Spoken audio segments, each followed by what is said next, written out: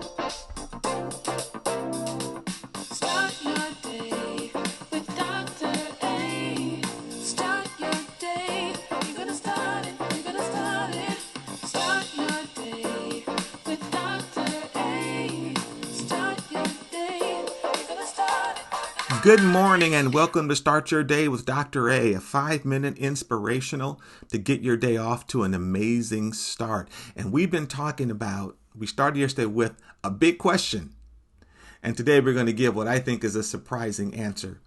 Now we're going to be talking about the word sanctification. I don't want you to be afraid of words, especially if they're in the Bible. That's one of the things you tune in for, to make these complex theological things simple so you and I can walk in them. Let's talk about that answer. Now, if you have my book, Image and Identity, you may have read ahead, but if not, here's what sanctification means. It simply means to make or be made holy, holy being separate or special for a reason. That's what it means, to make or be made holy. In the Old Testament, then, objects, occasions, places, and even persons were sometimes set apart for sacred use. They belong to God. That's how the Old Testament viewed it.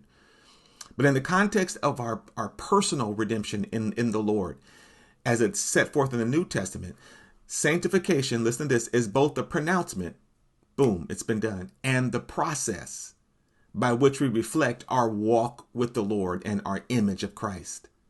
I'll break that down just a moment. So let's ask those questions again. Remember, I says both the pronouncement and a process. Let's ask those questions that we've been talking about. The answers might surprise you, but they have everything, again, to do with your identity in Christ. So we ask the question, is our sanctification complete, or are we still being sanctified? The answer, yes. Are we made complete in Him, or are we still growing into His image? Which is it? Yes. Let's ask it simply this way. Is our sanctification, is our setting apart to God, is that instantaneous or is it progressive? Yes. It's both. And both sides of that equation is very important. Is our sanctification, is our setting apart instantaneous? Yes, what the verse says in 1 Corinthians 6:9. Such were some of you, were past tense, but you are now washed. And remember, when he's writing to the church at Corinth, they were the most corrupt church that Paul ever had to deal with. And in that time, they were known for their debauchery, their sin, their awfulness. And that's why Paul went right there. And he says to those people who were known for such horrible things, yeah, such were some of you. And before they had listed all the things they were doing, we don't ignore what we did in the past. That's who we were. But he says, now you're washed. By the way, have you received that? God has cleansed you, given you a new beginning when you come to Him. You are sanctified. You are set apart. You are justified. Right now, that is instantaneous. You can't do any more to get any more clean than when He makes you that, to be any more set apart, to be any more sanctified, to be any more in relationship with Him. It's done. At the same time, we're still growing.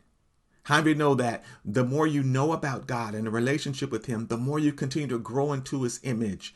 That's why it's so important to understand who you are, to find out what's right with you, to continue to grow in every aspect of your life. Yes, your walk with Him. You're continuing. You know stuff now you didn't know.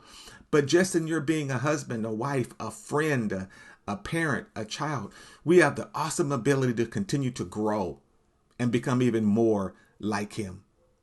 All right. So today, again, for your call to action, I want you to do some more thinking. And I want you to recognize, yes, you're clean.